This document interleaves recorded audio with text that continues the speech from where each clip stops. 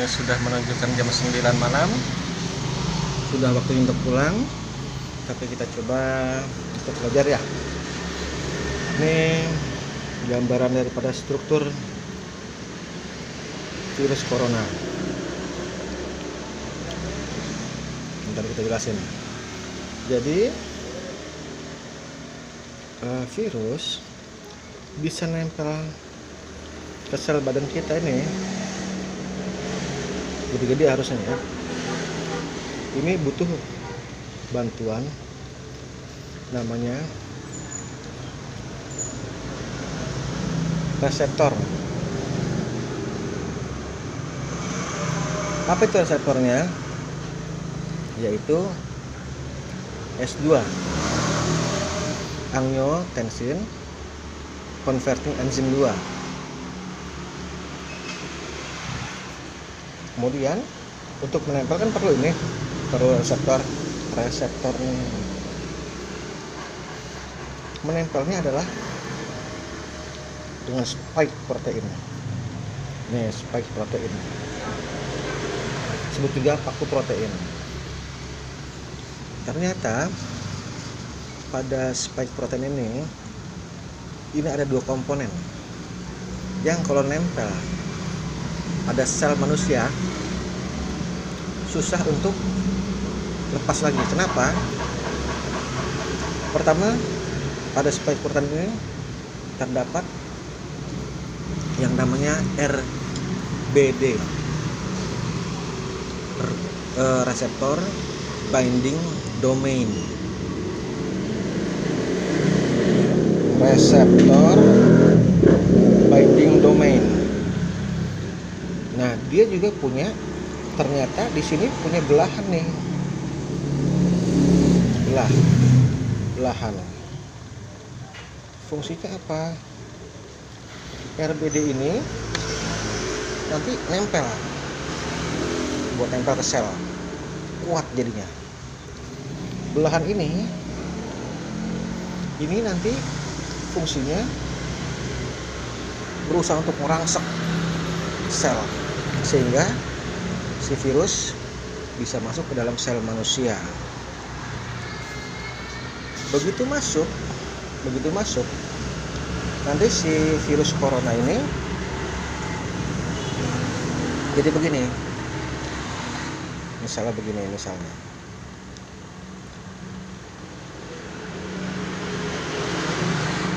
ini keluar nih materi genetiknya keluar.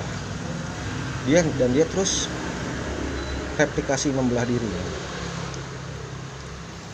Kemudian virus corona ini yang keluar ini genom, materi genetik isinya.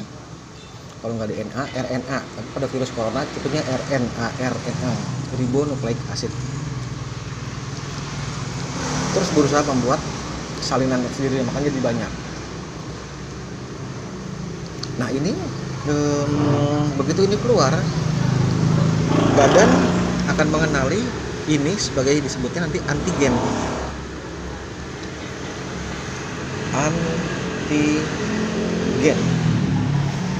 Badan berusaha untuk melawan benda asing yang masuk.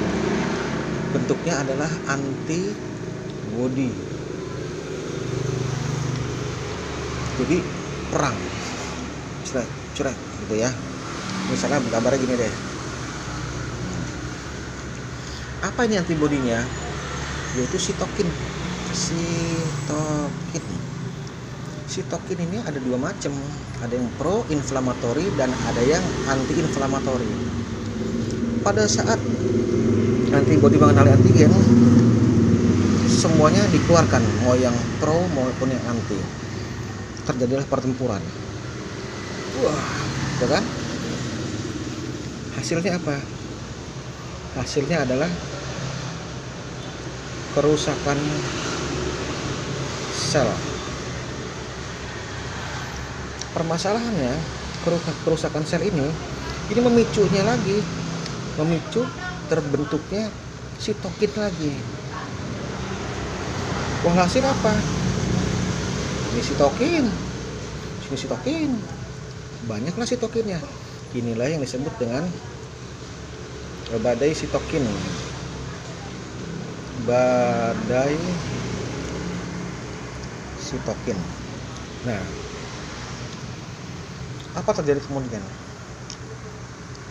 Ini terjadi inflamasi atau peradangan pada paru.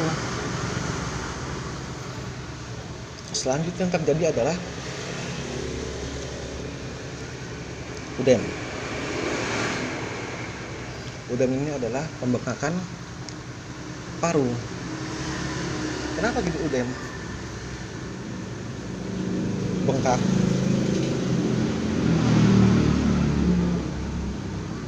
Gimana sih gambarnya? Udah ya. Alveolus dalamnya nih.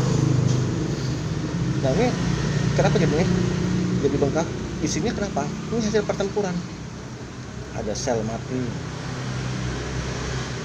ada cairan, ada nanah. Nah, sementara si virus coronanya tetap aja berkembang. Wow, makin banyak. Apa terjadi? Karena produk perang tadi adalah kerusakan sel yang menimbulkan adanya sel mati, cairan nanah, juga si virus corona sendiri. Pada saat itu yang terjadi apa? Sitokin kan banyak dalam. Jadi untuk kembang kempisnya ini susah karena kaku. Ditambah lagi dengan O2-nya susah masuk. CO2 susah keluar. Apa yang terjadi? Sesak. Nah, ketika ini si badan sibuk dengan badai sitokin yang menyebabkan udem ini, ternyata si virus corona ini terus ngerangsek, terus aja kerja ngerusak. Walhasil karena jantung ini adalah paru ini dekat dengan jantung, biasanya gambarnya gimana ya, ini jantung, paru, dia bisa masukin darah. Walhasil apa? Jantung tuh begini, terhadap bilik dari paru masuk sini ke semua badan, terus balik lagi sini, balik lagi ke paru. Nah, dengan sistem peredaran darah sistemik ini, maka virus corona bisa menjalar ke semua badan dengan macam-macam gejalanya, bahkan sampai ke otak. Dia bisa ngelewatin barier otak, sawar darah otak lah ya, barier otak. Ini yang bikin masalah lagi ke otak. Dari situ terjadi macam-macam lagi, banyak. Berarti kan bisa ke mana aja? Bisa jelas ke paru, bisa ke jantung, jelas ke usus nanti kan, otak juga, bahkan sampai luar organ. Kurang lebih begitulah. Terima kasih.